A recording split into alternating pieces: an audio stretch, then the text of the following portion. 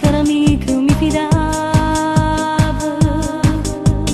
non immaginavo e non ci credevo fino a quando poi l'ho visto proprio insieme a te nelle vie del centro. Ieri pomeriggio erano le 3, come ti abbracciavo, come ti basavo e non mi dire no.